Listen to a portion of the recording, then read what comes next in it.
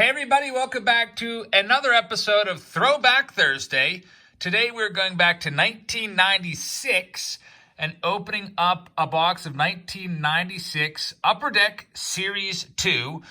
Back in 1996, these packs, 10-card packs, cost $1.99 was the suggested retail price. And at some point, this box was $30. I think that might have been put on after 1996 to clear out this inventory. But we're looking for some insert cards in here. You can see they're listed right there. It looks like the best of those inserts among the Cowardly Collection Hot Commodities, Hideo Nomo, Run Producers, VJ Lavero, and New Predictor cards is going to be the Run Producers, which I believe is one in every 71 packs. We may find one today. We also might not. Also looking for new die cut card inserts. So 1996, this is a 240 card set, as it is Series 2. Here is the back. There's a special mail-in offer, kind of cool. You can get a 30-card update set in 1996. Back in 1996, the baseball card industry was reeling after the MLB players' strike, which ended the 1994 season with no World Series, and also it cut off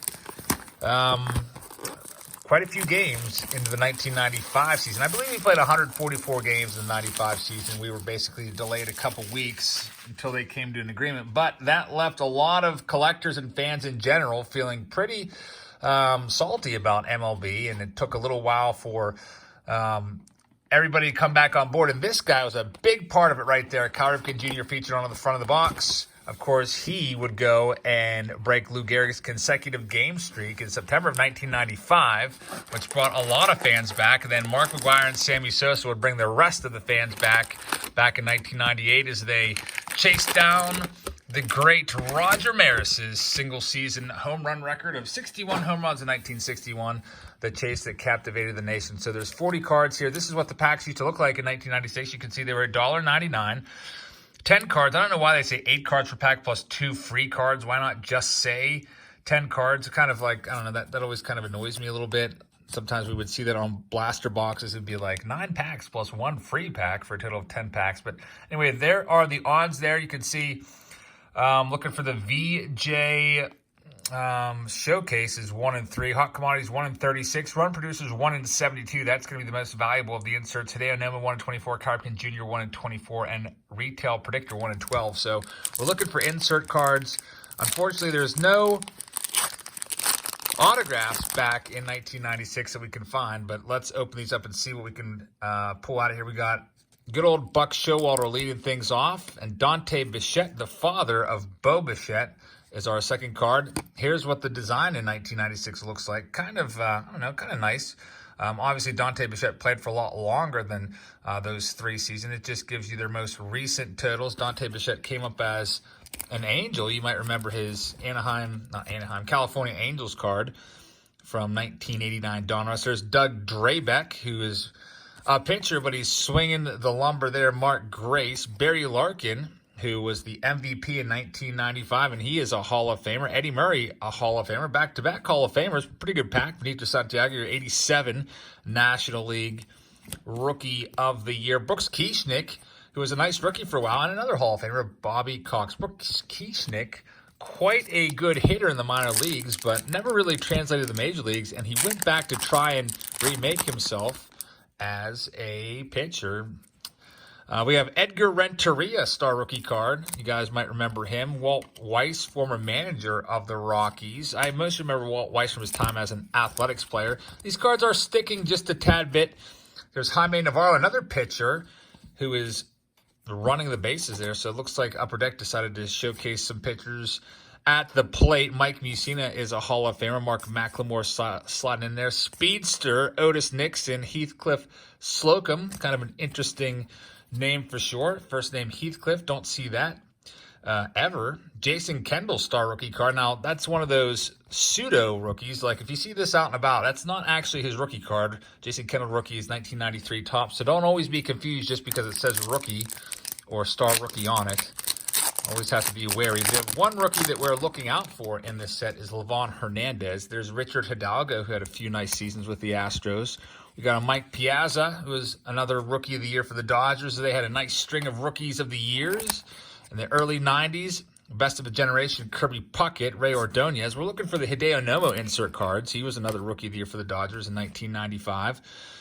That's the VJ Lovero collection showcase. Roger Clemens showing off his split finger and looking crazy while doing it. I don't know if that's because it's hurting his hand to do that. I remember when I was like, I don't know, 12 years old, playing around with a forkball or a split finger. I used to make that face, not because I wanted to be Roger Clemens, but because it hurt my fingers to split them that far. But split finger would always have like a diving motion, almost like a knuckleball effect for me. There's Bobby Abreu, not his rookie card. His rookie card was the year before, 95 Bowman. But I believe Bobby Abreu got enough votes on the Hall of Fame ballot this past year to stay viable and appear on the ballot again next year. Best of a generation, Mike Piazza. He would go on to be a Hall of Famer. Paul Wilson was one of the big three. You might remember Paul Wilson along with Bill Pulsifer and Jason Isringhausen. And everybody thought the Mets were going to have a very formidable rotation there for many years to come. And injuries banged up all those guys, and it never was meant to be. Wade Boggs always looks weird in a Yankees uniform for sure. Then there's Charlie Hayes spying on somebody, or maybe just practicing his photography skills with a cameraman's equipment. We have another Jason Kendall rookie card. He was a great player for a long time. Not one of the best, but very solid performer there. All right, we're going to have to turn all these around. We have Travis Fryman. Pat Kelly being upended there by, who do you think that might be? Dave Nilsson, maybe? Sometimes it's fun to try to figure out who the players that aren't listed on the cards are, especially when they're tough to see like that one. There's Ray Sanchez, Steve Traxel, the human rain delay that took forever. We have a retail predictor card of Matt Williams. So that's an insert card. I forget what we said on this. 1 in 12 packs, I do believe. Matt Williams, of course, led the league in home runs, and it is 1 in 12 in 1994. There's another Bobby Abreu, so 2 of him. And then we have best of the generation, Eddie Murray, who I guess, I don't know how they did that best of the generation, if they just picked one from each team. But I guess they did a pretty nice job of choosing, because he got a Hall of Famer, Eddie Murray. There's Dave Cohn, Paul Molitor. I'm going to have to switch all these around again. Alan Trammell, who's a Hall of Famer, making a play across the diamond there. Jim Abbott. Really impressive guy, Jim Abbott, who was born without a right hand and went on to become a major league pitcher. If you haven't heard the story of Jim Abbott yet, he does not have a hand inside that glove there. And he was still able to get the job done. Another pitcher swinging the bat, Joey Hamilton. We have another VJ Lovero collection. These are always interesting. That's Randy Johnson doing one of his hobbies, which is playing the drums, apparently. I also know that Randy Johnson loves taking pictures and photography. I think a lot of his spare time in his retirement is spent going around and taking pictures at concerts and whatnot.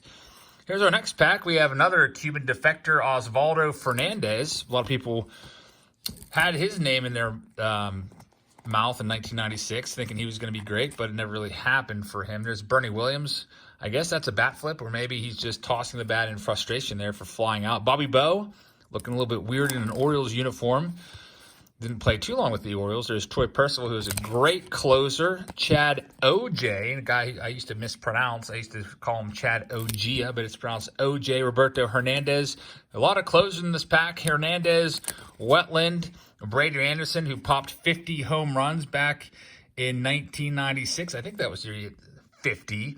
There's Edgar Renteria, star rookie card again. And Fred McGriff, best of the generation. Why is Fred McGriff not in the Hall of Fame? I'll never know. Hopefully he gets there someday. There's Livan Hernandez. Had a nice long career. Pitched up until a few years ago.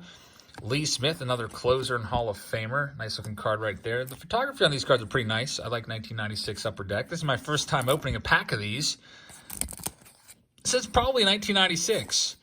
I have a few of these in my collection for sure. There's Dennis Eckersley. Again, another guy that looks weird, out of place in a different uniform other than like an Oakland A's one. Another Buck Showalter. And a strange but true Greg Maddux card where it tells us, I don't know, something about Greg Maddux, probably how he never would walk anybody and constantly throw complete games in less than 100 pitches. He actually has a stat named after him called the Maddux, which is when you throw a complete game in less than 100 pitches. Another strange but true card. We'll see that in a second. Mickey Tettleton, Sid Fernandez, remember him from his Mets days, back when he used to terrorize the Pirates and battle with the Buccos back in the late 80s. Moises Alou, who was the number 1 draft pick for the Buccos. Al Martin, who's getting punked by his buddy Dave Clark back there in the background. Dave Clark, of course, I believe is a first or third base coach for the Tigers. At least he was. I don't know what he's doing now, but here's another one. V.J. Levera. That's Jay Buhner, it looks like. Jay Buhner teaching his son how to look crazy with a baseball bat. And then we have Hall of Famer Sparky Anderson and Hall of Famer Larry Walker, who just got elected to the Hall of Fame this past offseason, and we'll see him go into the Hall of Fame with Derek Jeter and Ted Simmons this summer. Robert Smith, Diamond debuts. He would never really make much of himself, unfortunately. I don't even remember the name, Roger Smith. Steve Avery, great pitcher there. We've got some repeats there. Carlos Delgado probably should have gotten some more support for the Hall of Fame before falling off the ballot in his first try. Andre Dawson is a Hall of Famer. We have another of this same exact card, Jay Buhner. Scott Spezio, Diamond debuts, and another Larry Walker. So since there's 240 cards per pack, we will probably see a few duplicates in this, as we got 40 packs with, oh, look at this. Nice. Derek Jeter. The V.J. Lovero collection, Derek Jeter. Nice young-looking Derek Jeter card right there. His rookie, of course, is 1993 tops. So this isn't a rookie, but still, talking a little bit about DJ back when he was in the Arizona Fall League. We got a die-cut card, Run Producers. Now, this is the tough card to find, 1 in 72 packs, and of course, it's Rafael Palmeiro. They couldn't give us somebody decent. Rafael Palmeiro had a great career, but was marred by steroids. This card, according to Beckett, just so I don't have to look it up, on eBay is a $6 card. The best card you can find is supposedly Barry Bonds and Mark McGwire going for $25, according to Beckett Almanac. Of course, that could be very skewed, and you could probably get that card for like $1 on eBay or something like that. Rod Beck, Lenny Dykstra, strange but true, Bip Roberts card. So I was hoping to get one of those run producer cards. That is the best card we could find. And at least the best set that you can find in terms of the inserts. We'll check out what else we have here. I see another Derek Jeter. Do we really have a second Derek Jeter coming up? Yep, another V.J. Lovera. It's a nice-looking card for sure. And a Bobby Abreu and strange but true Kirby Puckett. Finish off that pack. Next, another Jason Kendall for the 3rd time. Mike Piazza and Richard Hidalgo. We have some comments to show you. Jody Reed, Pat Kelly. If we start seeing these comments over and over again, I might just get to the point. There's Al Leiter, where I just skip over the commons as we go through the rest of these packs and just focus in on the inserts that we're pulling. Because I don't know how many times you want to keep seeing Jason Kendall, Brooks Kieschnick, and Charlie Hayes. Another Eddie Murray Best of a Generation card. And Edgar Renteria rookie card again. No inserts in this pack. We got Ray Lankford. I wonder what the 2 free cards would be considered as being. Is it the last 2? Because I feel like those always face a different way. Like, for example, this Osvaldo Fernandez and Dave Cone, they're facing a different way, like they're free. And then you have your regular 8-card pack, I guess. I don't know. Hall of Famer John Smoltzy. We have an emblem there for Major League debut. Troy Percival debuted in 1995, the year before. Tom Pagnozzi, really cool-looking card there. Hideo Nomo, he used to curl up almost to the point where he was facing directly towards center field so the batter could see his entire back, and then he'd unfurl in a kind of like a tornado motion, and everything would be coming at you. 1995 National League Rookie of the Year. He was a sensation in Japan before that, came over here and was lights out that first year. He had a nice long career, Hideo Nomo. He wasn't like a one and done, one-year wonder type guy. He was a serviceable veteran for a while. And check this out. Speaking of Hideo Nomo, we have a Japanese card. I don't know what that says in the background, but if you can read Japanese, let me know what it says. I'm guessing it says Hideo Nomo or something like that. Hideo Nomo highlight card, which there's only 5 of these, and we pulled one of them. According to Beckett, the Nomo highlight cards are worth $5 a piece. And they are, what was it, 1 in 24 packs, I think. We have Sparky Anderson and Fred McGriff finishing off that pack. So pretty cool inserts. That's the nice thing about packs from the 90s. You're not going to find any autographs, but they're fun to go through just for the inserts. Now, back then, we were all about inserts. We have a Rafael Orellano. I don't even remember him. Strange but true. Greg Maddux card again. Roberto Alomar is a Hall of Famer. Kurt Manwaring and Tony Clark, your union chief for the MLB Players Association. He's the boss. I'm sure they'll be going through a bunch of discussions as to what's going to go on with service time and pay for all the lost games that are going to be happening with this global pandemic. There's Jeff Bagwell, retail predictor card. VJ Lavera, so 2 inserts in the same pack is pretty cool. That's 1 in 12. What are they predicting, by the way? I guess collect your favorite predictor card and see if the player on this card receives a designated award. And if it happens, you mail this card with some money and you get a set. So I guess that's kind of cool. Kind of like an interactive thing. Topps has that home run challenge where you have to pick a date when a player hits a home run. That's not going to go over very well this season since... I don't know, we might not even play too many games. Hopefully you didn't put your picks in already for like April, May, or June. There's El Presidente, Denny Martinez, Paul Wilson again, and strange but true, Derek Bell, who everybody hates in Pittsburgh. I live near Pittsburgh, and Derek Bell came over in, I think it was 2001, signed him to a nice free agent deal. And basically he refused to play for us and was extremely lazy. I think he lived in a boat right outside of Three River Stadium on the river, had a houseboat. Went into Operation Shutdown, said he didn't really want to play, wasn't going to hurt himself, and so on and so forth. And basically, I think that was the tail end of his career. I don't think anybody wanted to touch Derek Bell again after that. Enrique Wilson, another former Bucco. There's Steve Avery. We have a Guerrero card. That's Wilton Guerrero, not the good Guerrero, quote-unquote good Guerrero, which would be Vladdy. Strange but true, John Hudek, former closer of the Astros. Todd Jones. Aaron Seeley, who was my brother's favorite pitcher for a while there in the mid-90s, Marty Cordova. And then there's good old Cliff Floyd and Russ Davis finish off that pack. So we're about a little over halfway through on this episode of Throwback Thursday. Thank you very much for watching this video, everybody. John Smoltz is a Hall of Famer. That's a nice one. If you would, please hit the subscribe button. If you're new here, we do this series pretty much every Thursday, open old boxes of cards and see what we can find, like this Hot Commodities Kirby Puckett die cut card. That's a pretty nice looking card. Not sure what it's worth, but Kirby Puckett is a Hall of Famer. Hot Commodities, I think, was 1 in every, let's look at the odds on that one. Hot Commodities, 1 in every 36 packs, so that's probably going to be the only one that we find in the entire box. Hot Commodities, just looking over at my Beckett, the Kirby Puckett is a $4 card. It's the Beckett Almanac.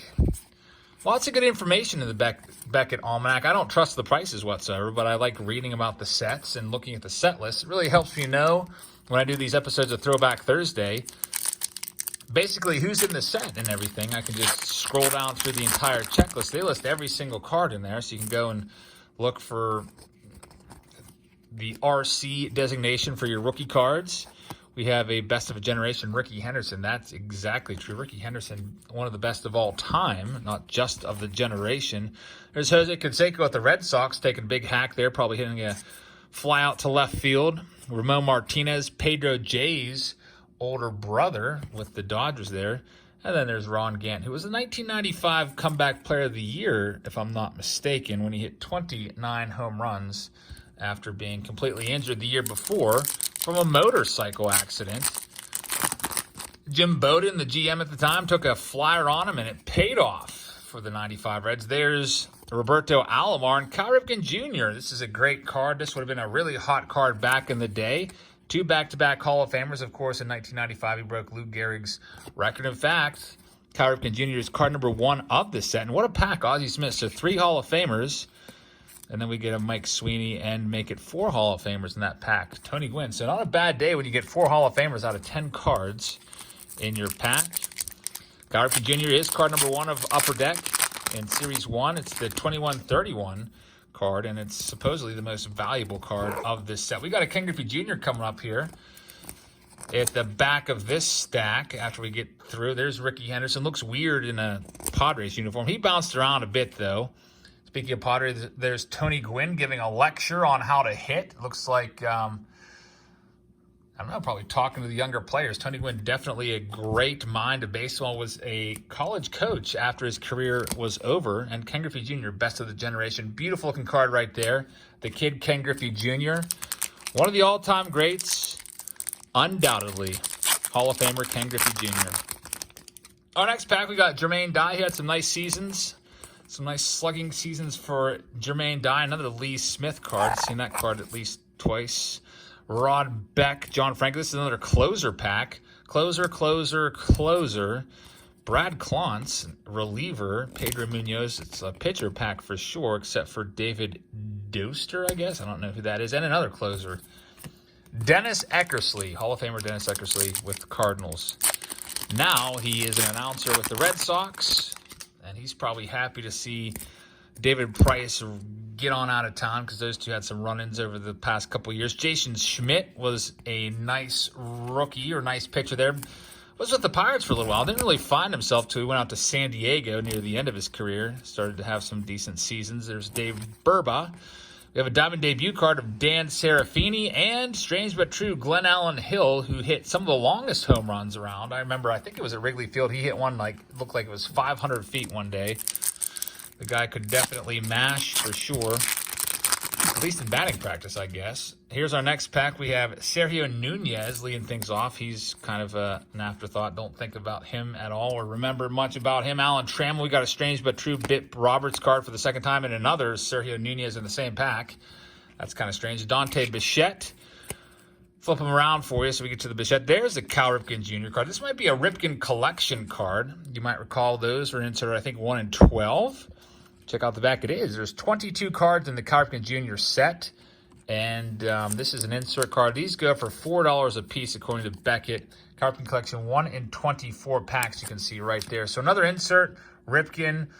Nice early picture from, looks like the 80s of Cal. Andre Dawson and Dante Bichette. That's the V.J. Lavero collection.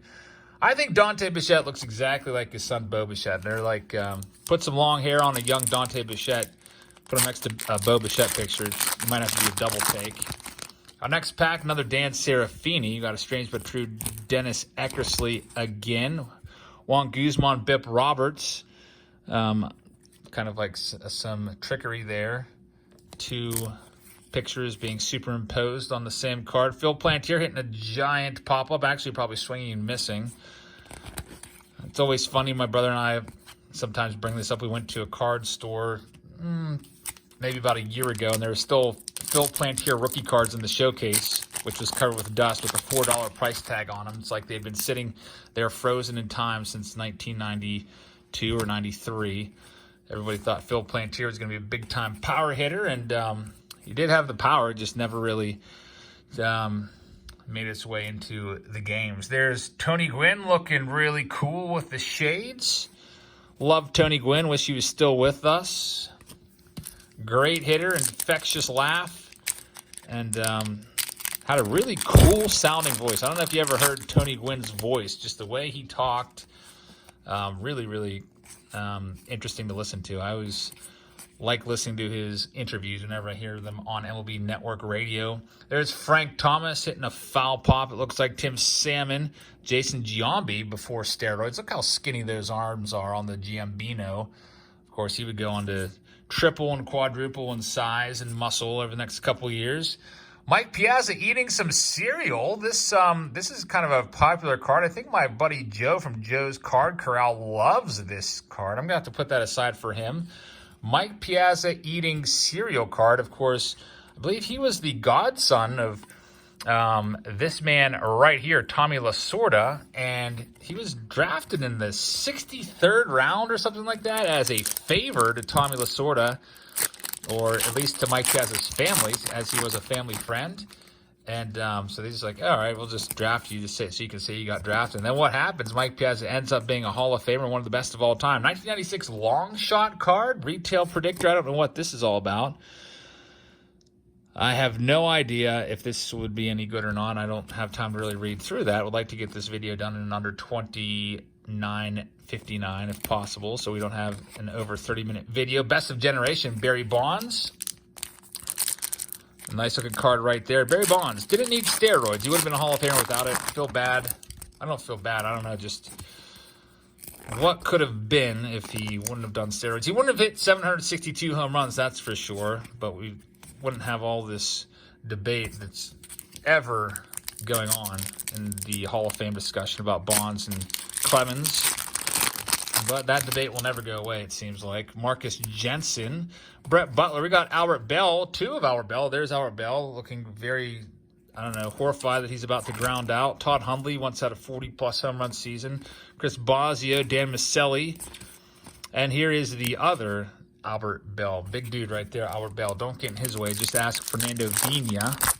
Here's our next pack. We have on the top a Mendy Lopez card. Roberto Alomar, who once fell from grace around this time because he spit in John Hirschbeck's face. Randy Johnson didn't agree with the call, got in his face, argued, and he literally hawked up a quote-unquote loogie and spit it in Hirschbeck's face. Really, really awful time, and you know that he regrets it. I believe he apologized for everything, but a lot of folks believe that that one instance in Roberto Alomar's career cost him the opportunity of being a first ballot Hall of Famer. He made it in on his second try, I do believe, but I think some writers wanted to punish him by not voting for him for that ugly display of unsportsmanlike conduct. Here's our next pack. We got an Ozzie Smith coming up here in a moment after Craig Biggio, who's a Hall of Famer. Alan Bennis, Andy Bennis' little brother. There's another V.J. Lavero card. These are cool-looking cards for sure. Frank Thomas blowing a bubble and tossing with his throwing partner, and Ozzie Smith. So we've got 3 more packs out of the 40. A couple extra packs in this release of 1996. There's the Cal Ripken Jr. Best of Generation card. We'll check that one out momentarily after we check out Gary Sheffield making a nice play down the line. A little precarious in some ballparks that still had the bullpens out in foul ground. Sometimes we'd see the outfielders struggle as they ran up the mounds and have to look out for ball bags and pitching rubbers and relief pitchers. There's Cal Ripken Jr., a nice-looking card right there. I collected a lot of his cards back in the mid-'90s. I had a whole binder of Cal Ripken cards as he was my favorite player back then. 2 packs left. Todd Worrell, nice closer there. We have another Hall of Famer, Tim Raines. I'm going to switch these around, make it a little easier to see them. Another Hideo Nomo, so 2 Nomo cards. And this is card number 3 of 5. I believe the other card we pulled was 2 of 5. Talk about Hideo Nomo and his 1995 highlights. Hall of Famer Tim Raines. Livan Hernandez rookie card. Probably worth, I think it books at $1. Probably actually real value might be $0.25. Tommy Lasorda, Hall of Famer.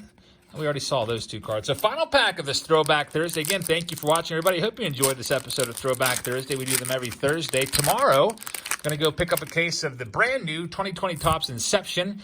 I'll do a preview for you, and we'll also do a Face-Off Friday. So 2 videos for you tomorrow. Then we'll be back with another live stream on Sunday night. So look for that. We'll be doing Topps Inception Sunday night. Have 1 case, and I might pick up another. So thank you for watching, everybody. I hope you hit that subscribe button if you haven't already, and thumbs up the video for me if you wouldn't mind as we look at Brady Anderson tumbling over. Who do you think that pitcher is? Not sure. I can't really tell. We got Osvaldo Fernandez for the 4th or 5th time, and Buck Showalter also for the 4th or 5th time. So thank you very much for watching, everybody. I hope you enjoyed this episode of Throwback Thursday.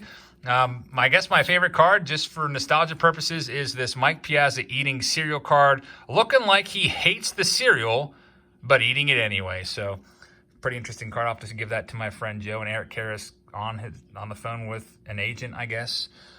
Eric Karras, 1992 or 93, I can't remember. NL Rookie of the Year. The Dodgers had a bunch of them. Eric Karras, Todd Hollinsworth, Mike Piazza, Hideo Nomo, the list just goes on and on. So anyway, thanks for watching, everybody. I'm going to stop this video right here. I hope you have a great rest of your Thursday, and I hope you have a great weekend. Make sure you stay safe, and we'll see you all tomorrow for our brand new product review of 2020 Topps Inception. Good night, everybody.